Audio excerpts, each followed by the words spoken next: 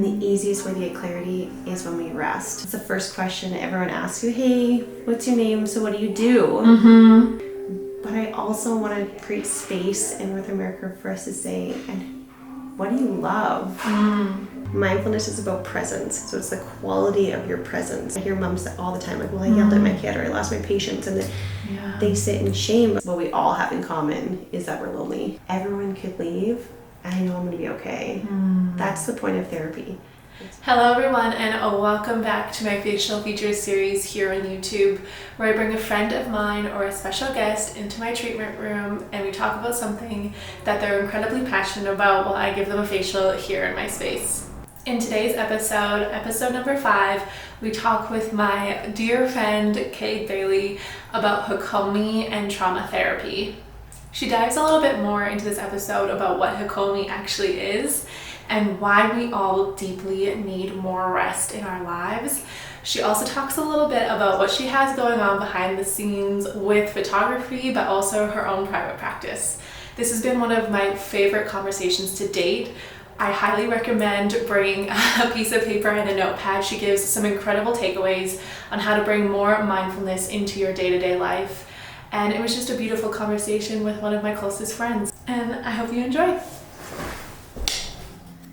Hello everyone, and welcome back to episode 5 of my facial features series. Today I have one of my beautiful best friends, Kade Bailey, and we're just going to talk about trauma and photography and see where that leads us. Thanks for being here. Yeah, thank you. It's so nice to get your magic touch. Why don't we first start off with a little bit of introduction for anyone who may have not have come across you. Tell us a little bit about yourself. Okay. I think that the most people who do know me as a photographer, because that's what my online presence is mostly about. But that's my escape into creativity from my day-to-day life in trauma. So I started my career in addictions and mental illness and did counseling there for 10 years, and now I specialize in complex post-traumatic stress disorder, working with a type of therapy called Hakomi. So really divided into these two worlds of trauma and therapy and healing, but also I bring that into my work as a photographer when I photograph women and mothers and couples and families and trying to connect people to themselves and their relationships. Yeah, you really do. I'm gonna round back to that too, because I feel like you do such a good job of bringing your therapy into photography. For people who don't know anything about Hakomi, right? Mm-hmm. Can you tell us a little bit about what it is? Yes, so everyone thinks it's new, or a lot of people haven't heard of it, but Hakomi therapy was actually started in the 70s, and back then there was a huge push towards more cognitive therapies because it was easier to get results in research, because you could have the isolated problem, symptom you were studying to see if you get results. So that was kind of like the push of cognitive therapies. If you had one group of people, all they were struggling with insomnia, you could do a specific protocol and see if insomnia was fixed in 6 sessions.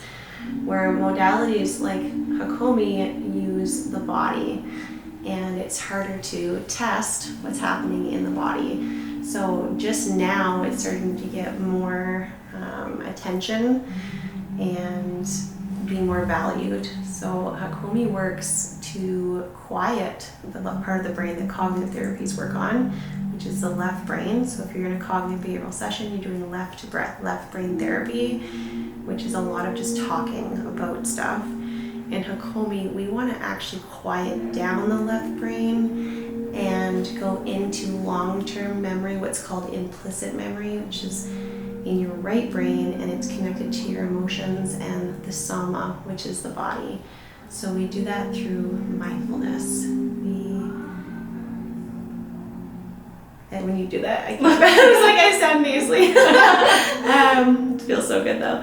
So we use mindfulness and the breath. A lot of my clients have their eyes closed during the parts of the sessions, or just gazing softly at a spot in front of them. And then they use their breath to turn all their attention to what I call their rich internal world, where when we quiet the logical left racing mind and thoughts, we can discover what emotions, feelings, sensations, and memories live in our body that we ignore in our day-to-day lives. And through that wisdom of the body, there's so much that gets remembered and comes up, and that we can access and figure out kind of what strategies people had to develop to survive in their childhood, even if it wasn't abusive or even if there wasn't complex trauma. There's always different strategies anyone used to get their needs met in childhood. And so we really want to figure out what those strategies were, how they're limiting them, and how they're still using them, and then update the files so they can kind of grow them up and be more aware and not be operating on like hyper autopilot all day long. Like a software update. Yeah, it is like a software update, and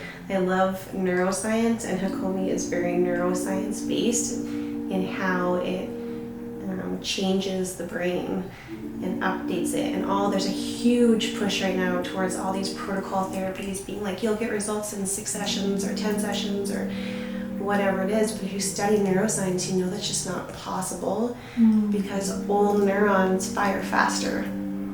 So we will always retreat back if we try to do things too fast too soon. Right? So there's all these like new therapies like being like, oh, you only need this, and people love that because we're in this society of go and fast, and I get that therapy's also expensive, so it's nice to know that like you might get results, but when you study the long-term results of these therapies, they're having success after the 6 sessions, but then there's no success left a year or 2 down the road.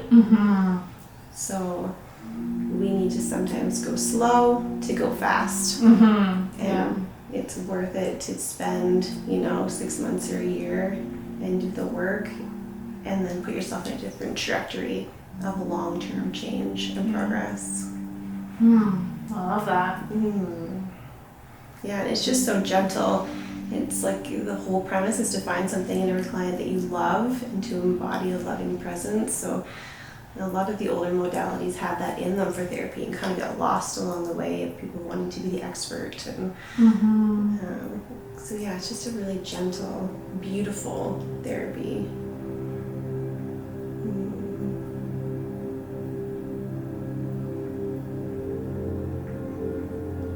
That feels so good. I'm getting a lot more body workers in my practice too, like people like massage therapists who are also sensing the same thing, right? Anyone who works with the body really starts to get how important the mind, body, spirit holism is. Yes. So we walk around all day long like our head is just on a stick. We like neglect our bodies and our spirits. Alright, so my next question for you would be, what are some actionable takeaways or advice you would have someone who is like going through your therapy program? Honestly, the most important thing in 2024 with our busy lives and so many exit ramps of social media and endless TV and work and kids is rest. We are so busy, and if there's an exit ramp in 2024, we are going to take it, and we numb on our phones so much. So in our day-to-day lives, there is something called a sensitivity cycle that we are meant to flow through, and the cycle goes from insight to action to nourishment to rest. But wherever there's a barrier, you can't flow to the next thing. So anytime that you're like frustrated or angry, or you're butting heads with your boss, or you don't know what to say back to a friend or a partner or whatever it is, typically that's an action barrier. We're not sure what steps we need to take, and then we do action of non-action. We get stuck, we get really rigid. So typically what needs to happen with that barrier, we go back, we get a little more clarity. And the easiest way to get clarity is when we rest. So in therapy, what I'm doing in those sessions is using mindfulness and using the breath to give my clients a chance for their nervous systems to rest. So we slow things down, they have their eyes closed, we go into the breath, And when they rest, and I'm assuming it's the same even for clients here. I think that about hairdressers. People tell hairdressers their life stories because they're touch starved and we don't have rest. So when people get to slow down, they get a little more clear, they get a little more insight, and then they start talking, and then they start taking better action towards what they need. And because they take action more aligned with what they want, they feel more satisfied or nourished. And because they feel so nourished, it's almost like being full after a good meal that was really nourishing, and you just want to sit there being fully nourished and you want to rest instead of being caught in this cycle of go, go, go, go, go. So many of us are stuck in this action cycle in North America of achievement-based success. We believe that our worth is what we do and not in being who we are. It's the first question everyone asks you. Hey, what's your name? So what do you do? Right? That's such an important part of our identity, and that's not a bad thing. But I also want to create space in North America for us to say, and what do you love? Tell me about you, and not just what it is you do for work. You're right. Yes, So I love that. It's so important for us to like make it a little more clear, the cycle. You can think of it this way. If you're busy all day at work and you sit down for a second, you rest, you get this insight that you're thirsty. You're like, oh, I actually am thirsty. I didn't even notice because I've been so busy all day. That I get this insight, I get more clear that I'm thirsty. Because you know that, you've had that insight, you can take a drink of water. That's the action. Because you've taken that action, taken the water, your body feels more nourished, more satisfied, and then you can rest a little more because you're not like, oh, I'm not satisfied. I have to keep trying more and more and more and more things to try to feel satisfied. Right? So that's why we get stuck in these like constant friendships, constant going, constant busyness of life, trying to fill out what's nourishing us because we're not really clear what we want or what we need. Kind of like numbing ourselves. Yeah, that's what social media does, right? That's what alcohol and drugs do. That's what all of these things are doing. They're trying to regulate our system because we're so disconnected and so busy. We are the most disconnected we've ever been as a human society, and yet we should be more connected than others with the technology we have. Right. But it's not intimate. Right. And then people wonder, well, I have all of these connections online, why aren't I happy? But because we're not seeing people face to face and having that human interaction and intimacy, we're more lonely than we've ever been. And I've really come to believe after my last 10 years, I just got a paper in the mail saying that I did. I worked as a concurrent disorder counselor, counseling for mental illness addiction for over 14,000 hours. Wow. Which is wild. That's amazing. Yeah.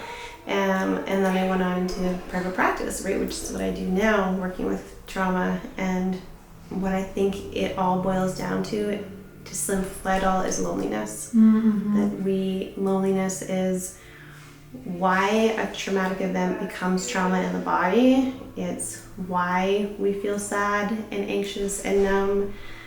We can be in a room full of people and still feel really alone.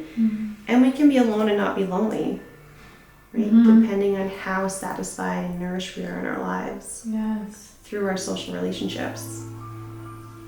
We evolved as these groups of, primates that were meant to be in connection to each other. And now you look at people and they're, at restaurants and everyone's sitting there on a cell phone. Yes.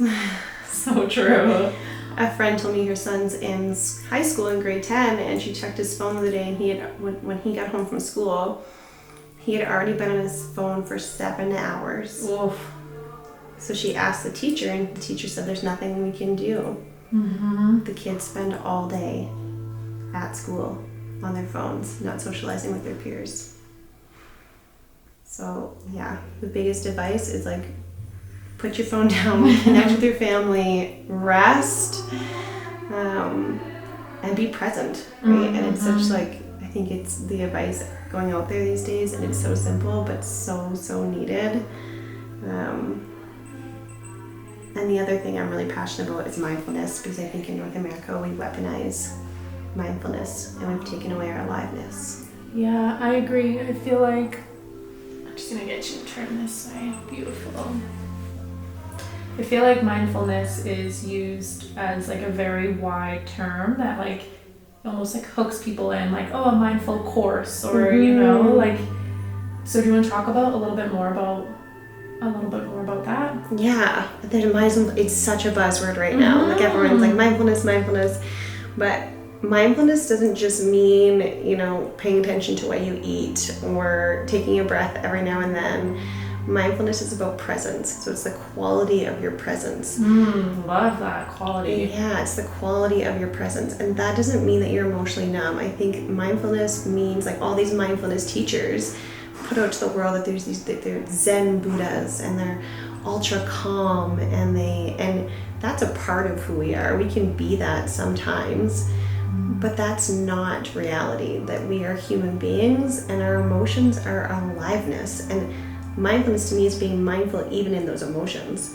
So when I am angry, I know what I'm angry about. I'm really clear on that because I've slowed down to rest. I have like some clarity and that sensitivity of what I'm angry about, and then I can take action and use my anger to propel myself towards that action of setting boundaries or doing what I need to do to create safety for myself in my relationships or in my workplace or whatever it is.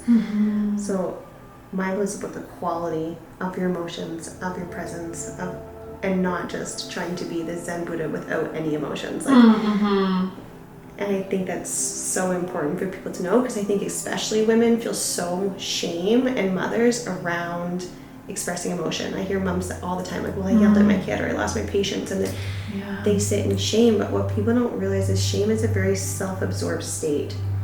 So if people feel bad about what they've done and they say, well, I'm a bad friend, I'm a bad mom, I'm a bad this, and they become really self-absorbed, they lose connection.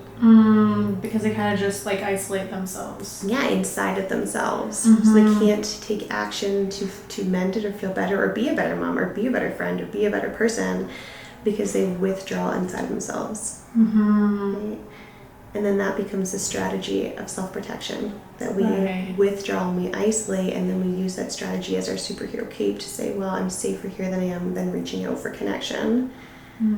But in isolation, there's so much danger.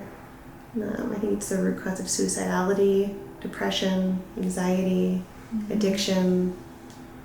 Yeah.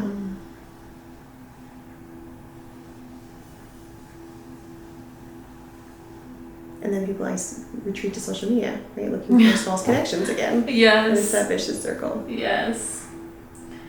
I also heard, I think it was on social media or somewhere on the internet the other day, about how feminine isn't just beautiful pink dresses and being soft-spoken and super polite. Feminine can be the dark feminine as well, getting that primal rage, or being mad and, kind of retreating to that darkness sometimes. Like, you don't have to be so perfect and polite. It's okay to be angry, and it's okay to be mad and show emotion and expression. And if you want to cry, it's normal. Yeah, the emotions are aliveness, and they're just energy. Yeah. People don't realize emotions are just energy. It's once it come in and come out that we can flow through it. But if you don't flow through this tunnel of emotion, you'll get stuck in the tunnel. So I always say, emotions last about 90 seconds. So when the emotion comes, it's really big. It's like a tunnel you start, and it feels really big. And if you allow it to flow through, you'll flow through the tunnel towards the light. If you don't allow the emotion to flow, if you double down, you stick your feet in the mud, and you don't allow yourself to have this emotion, you shame yourself for it. An emotion turns into a feeling in the body, and then the feeling turns into a state of being. And then you're just angry all the time, or you're just exhausted all the time, or you're depressed all the time, and then you have this label upon yourself as, I am this. Like, I work with clients who are like, well, I've always been this way. I'm like, you absolutely were not born depressed. You weren't born anxious. That's not attached to your personhood. These experiences you have shaped you, and it's become a part of your identity because we've labeled it so many times over and over again. So how do we honor that and also update the file? Yes. I feel like I had this recently when I was in Tofino. I literally was there, and I had this list of things for me to do to be so productive when I was there by myself for 3 weeks. And the first week when I was not having clients, I literally slept. And my body was like, you just need rest and sleep, because I feel like especially here in Alberta it's so fast paced, and like if you're not working, what are you doing? Like you're taking time just to do nothing, like what that's not productive. And so I literally just had like a whole week of just like rest, and then I had all of this creative flow come into me and like creative ideas, because I wasn't so like I have to get this done or I need to do this. I literally just was like vegging out on the beach and just like relaxing and taking time for myself and not having like pressure put on it.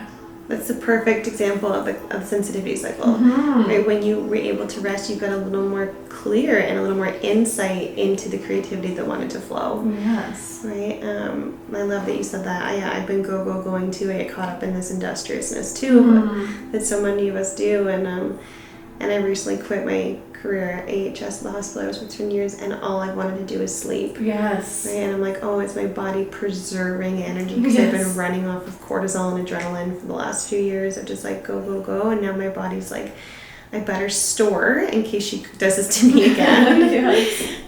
So I'm just trying to like let myself rest. So every time I get a facial I usually fall asleep. So I literally napped before I came so I could stay awake under your parasympathetic healing powers. Right? That's the thing that we need to spend more time doing. The body heals in parasympathetic rest. So our sympathetic nervous system is our go, fight, flight that so many of us live in all of the time. But the healthiest places your body to be is in the parasympathetic, where your body rests and digests. That's why meditation gets such a big meditate, mindful, because people know it's so healthy in your body to be in that state. But people get caught up in this too, where they think meditation means the absence of thoughts. They're just sitting there, no thoughts, like nothing happening. Yes. And that's not being human. The purpose of meditation is to allow your thoughts to wander, to notice them wandering, and then be intentional in pulling it back to your breath. The practice of disengaging and re-engaging is what helps with overstimulation. It helps with dysregulation. It helps with turning away from things that you don't want and aligning back to your values. So it's not just sitting there again like a Zen Buddha without any thoughts or emotions or feelings. It's sitting there, focusing your breath, allowing your body to go and rest and digest, noticing where your attention pulls to work and to do, gently saying, there goes my beautiful mind again, wandering, and then pulling it back to your breath. And that push and pull is actually the most beneficial part of meditation, along with the rest, right? And I think practices like what you do with these facials, it's great for the skin, but it's also so good for the nervous system. Because people lay here and their body can surrender and they go into that parasympathetic rest. With sound baths, some massage if it's not too deep, which I love deep tissue massage, but all those things are so necessary for healing. I tell all my clients that you can't just come to therapy once a week or every 2 weeks and expect to be made whole. Right? Like you need to incorporate movement, rest, meditation, self-care, facial practices. I do find it's funny, like a lot of my clients who come in and they're like very chatty, like the moment that they come in and they're going like a million miles an hour, talking super fast, and you know, the moment that I start massaging their face, they're silent. Like their body is just like, okay, time to rest. And it's also an opportunity, like you can't be on your phone. Like I'm not allowing you to sit here and be on your phone. Like you have to sit with yourself and your thoughts, or you know, like a lot of people fall asleep. Like obviously I have conversations with clients and stuff, but a lot of my clients do fall asleep because it is the only time that they, you know, have the opportunity or forced to not be on social media or engaging with work or family. And because you're touching them, right? And I think it's so important, especially I think we have been for a long time, but COVID did this to us a lot more than ever, is we as a human society are touch starved. Like we are so, like we need touch. There's so many studies that show how beneficial touch is, right? We know this about babies, we know this about toddlers, and then we get to a certain age and we stop, you know, we have people with like a little tiny half hug, or like my least favorite hug is when you hug someone, they tap you on the back. It's like, oh, okay. And I'm like, no, like come here, like let me hold you. Yes. And I've always had that instinct, and I always had this weird thing where I was like, I want to like in yoga, like when you lay on the floor, like I feel like I wanted my hand on my friend next to me. Like I knew that was something needed. And that's another really beautiful part of Hakomi is Hakomi involves a lot of safe touch at the appropriate time with appropriate clients, and there's a lot of relational currency. Like I don't touch clients I've only known for a session, but if clients are sharing trauma stories, right, that we don't just sit there like a stranger across the room from this chair. I say, is it okay if I move my chair closer, and how does this feel, and would it be okay for me to put my hand on your knee, as we go through this journey together. Sometimes I'll get them to kind of hug themselves, and then I'll put my hands and take over the hug so they can really feel into and study what it feels like to be held. Right, so there's a lot of like that sort of thing in Hakomi, which is just so different than when you're sitting across from someone just talking about your problems, right? Yes. Because we do not heal from information as much as we want to. We heal when we give our nervous system a new experience. I love that. Being like witnessed and seen and safe. Yes. You have to experience something different.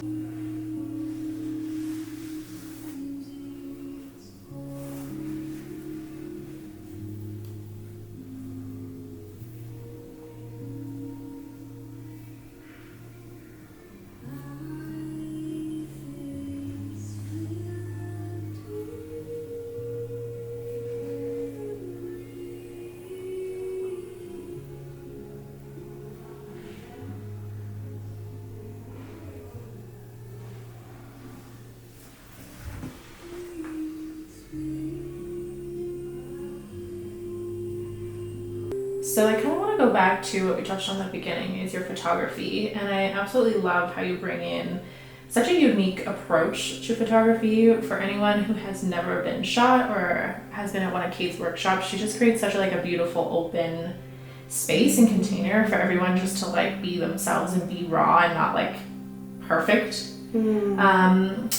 So talk a little bit about that and how that kind of relates to like your therapy as well in Hakomi. Yeah, so that all kind of came to me again with that whole experience thing. We don't learn from insight, we learn from experience. And when I first started my career in counseling, there was this person that I worked with. He was like this 60-year-old man from Portugal. He had worked all over in all different travel fields, and he was my partner to facilitate group therapy. And he just embodied this loving presence of making people feel seen. And when people were like talking, which I perceived to be talking too much, or talking about things that seemed irrelevant, or and my judgmental mind came online, I would look at him and he would just have his back on his chair, his feet would be stacked, and he would just be listening. And I would just be like so curious about how that was. And then when we debriefed group therapy, it was never like talking about the clients. He would make tea, he'd give me some almonds, and then he'd just be like, how are you? And I knew that he really wanted to know how I was.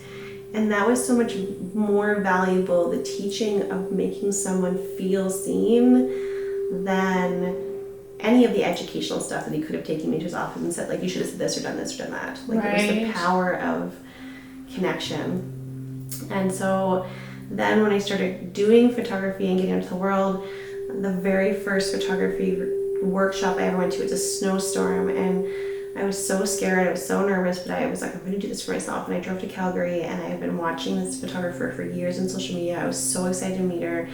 And I got there, and it was just like oh, you're here.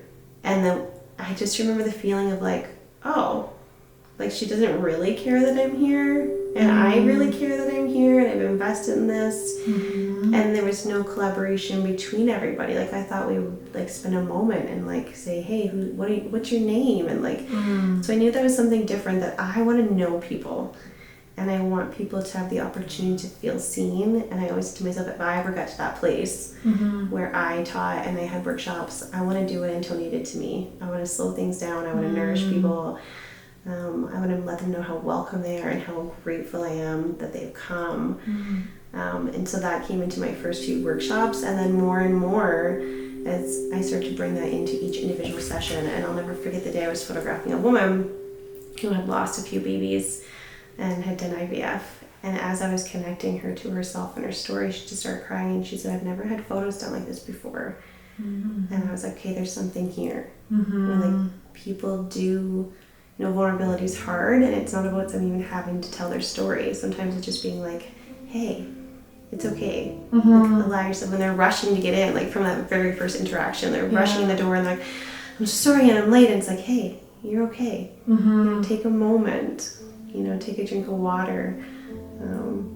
I'm here for you, and just slowing things down, and then starting the process of, hey, let's take a breath here together, and and then just asking them some gentle questions as we take their photos, and something just sort of relaxes inside of them, and then they remember when they look at the pictures. It's not just about the perfect outfit or this or that. It was about feeling seen. Yeah.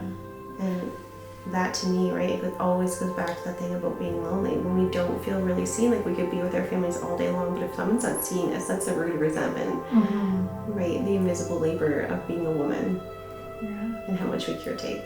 And I feel like you can really feel everyone's like softness, and like not even softness, like just like their personalities and like their rawness, I should say, like really come out through your photos. Like you can just like really feel that they're relaxed and they're not like stiff, they're really open and like vulnerable, and you can really see that through your work.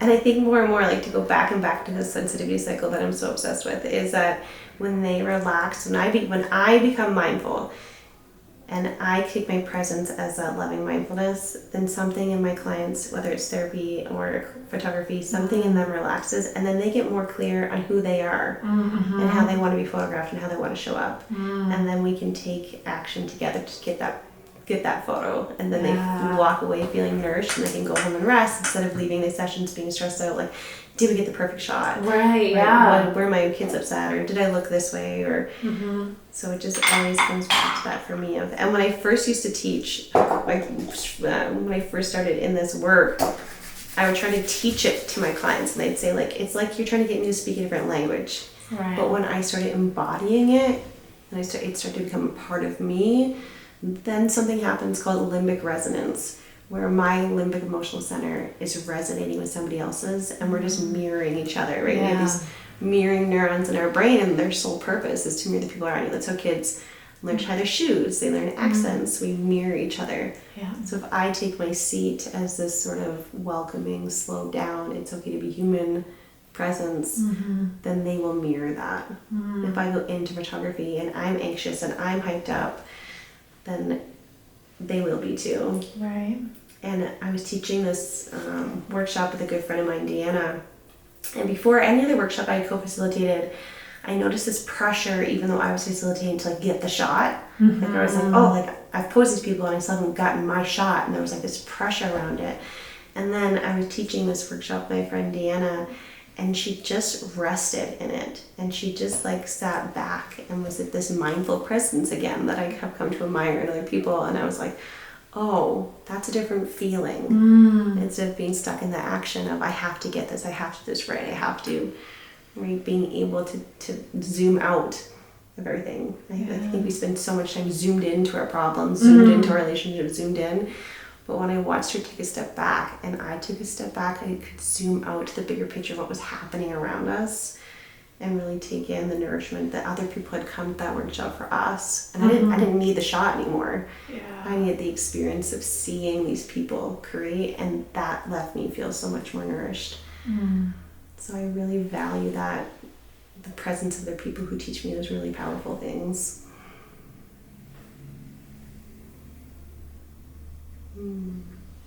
All right. The second last question I have for you is that you always have something kind of going on in the works. Is there anything that you're currently working on behind the scenes? I have so many things that I'm so excited about. Photography-wise, I am teaching a photography retreat. If anyone is new at photography or not new and just wanting to travel, a woman named Jessie and I are teaching a photography retreat in California at Salton Sea this summer on August 1st. I'm teaching in Banff as well. That one's sold out. I'll be in Canmore on, I think, July 12th, selling my prints at Project A Studio. And therapy-wise, I have started writing a book. So it's been hours and hours, 14,000 hours of being in the field, and master's degree in psychology, counseling psychology, an addictions diploma, a bereavement doula certification, an undergrad in psychology, and 2 years of studying mindfulness, psychosomatic therapy. And I think it's just, I'm ready to put it all down into words, because I think that we complicate things so much. And what I come back to all the time is what we all have in common is that we're lonely. And so my book is going to be about this like loneliness place that we've found ourselves in as a society, and what we can do about it, why we do the things we do, that I think are all driven. I think affairs are driven out of loneliness. I think toxic relationships, why we stay too long in workplaces we don't want to be in, social media, it's all, trauma. Trauma isn't what happens to people, it's what happens to people that impacts their body and that they felt alone with, right? Safety is not just the absence of threat, it is the presence of connection. And for us to feel safe, we need to be with safe people. And even the healing journey is so lonely, because you have all of these relationships that you just kind of fell into. And as you heal and become more self-aware, those relationships sometimes no longer serve you in the same ways. And so relationships end, and then we feel so much shame, and are made to feel so much shame because we value longevity so much, right, in relationship. But it's okay to outgrow people, and it's okay to find people more in alignment, but the journey to doing that is lonely. And you have to date friendships, right? You have to date people and figure out 100%. if they're for you or not. And we date, and then we realize, okay, this isn't serving me, or it is. And the people that are meant for you will stay, and the people that aren't will go. And that's just a normal part of that process. And it is lonely, right? And to feel this connection to yourself above all else is the most important thing. To say, everyone could leave, and I know I'm going to be okay. That's the point of therapy, is to get to a place of saying, I need relationships, I want relationships, I love my family, I love my partner, I love my spouse, I love whoever. But at the end of the day, if everybody left, I'm going to be okay. Because I know myself, I'm connected to myself, and that's why I can be alone and not be lonely. I'm so excited to read it. Honestly, cannot wait until it comes out. Yeah, it's like a 5. I have 5 years in my hope to finish it in less than 5 years. But anytime I have a moment or a thought, I just have these little post-it cards. And I've just started taking this course on how to tell a really good story. One of those like mastermind ones that always pop up. Because I've always written poetry. Poetry's been something I've written my whole life, but I've never obviously written a book. So I'm really excited. I can't wait. All right, a little bit of cryotherapy for you. I asked this question to everyone at the very end of my facial features series, and it is, what are your favorite practices for self-care and self-nourishment?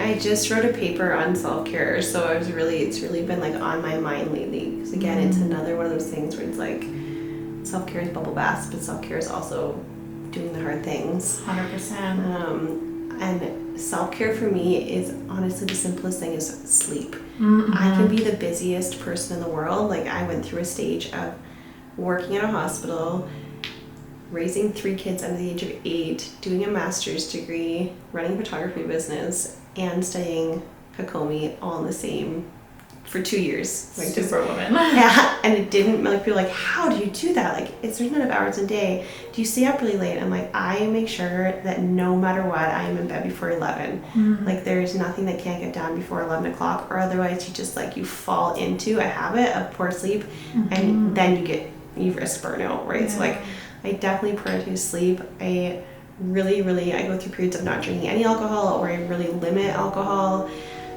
Again, alcohol is rocket fuel. We don't realize this, but we're poisoning ourselves. And I love a dark beer or a glass of, Prosecco, just like the next person.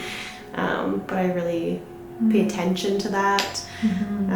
And I do monthly deep tissue massages. I honestly think your facial surfaces are one of my most healing practices that I do. And therapy, right? Yeah. It's hard to find a therapist that's seasoned. that's that I have to have a therapist to see therapist because I work in the field. So it's almost like, I need someone who knows more than I do. So she's in BC. She's a Hakomi therapist. She's lovely. I want like a little pause right now because I just did so much work and I feel really good. I feel really happy in my relationships and my life and where I'm at with my career. And but that's another important thing. That's like a therapy to me is like an onion. You like peel back a few layers and then you take a little break and then you peel back some more layers and you take a little break. So I'm in my I've peeled back and my onion is fresh. And now I'm going to take a little break and spend more time with my kids this summer outside. Beautiful, yes. I love that. Yeah, I think we just need to pour into ourselves sometimes and trust our body, right? If your body's tired, sleep. If you're thirsty, drink water. There's so much organicity to healing that we forget about, that humans have gone through terrible things, we made it through because the body knows how to heal, right? If you take a drink of water, your body knows how to keep what nourishes you and to leave the rest. If you take a bite of an apple, and your body already knows what to keep, what nourishes you and leave the rest. And I think we need to apply that even in our workplaces and our relationships. Keep those and the things people say and the energy you take in and relieve the rest. Yes, I love that. That feels so good. I love me some cryotherapy. It's so refreshing.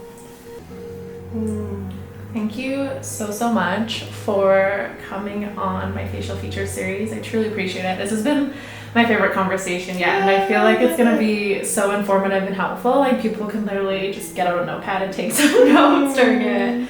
I love it so much. Thank you so much for being here. Thank you. Yes, this is amazing. Thank you. And I will leave all of Kade's information, her Instagram, all the things, website below if you guys want to check her out and you don't know who she is yet. Thank you, darling. You're very welcome. Yeah, and if you're ever around Sabrina, you need to come experience this magic. Thank you. Wherever we go, I'm just like, will you touch me? So true. Like in the woods. Yeah, out in the middle of the woods. Can we stop for a quick facial?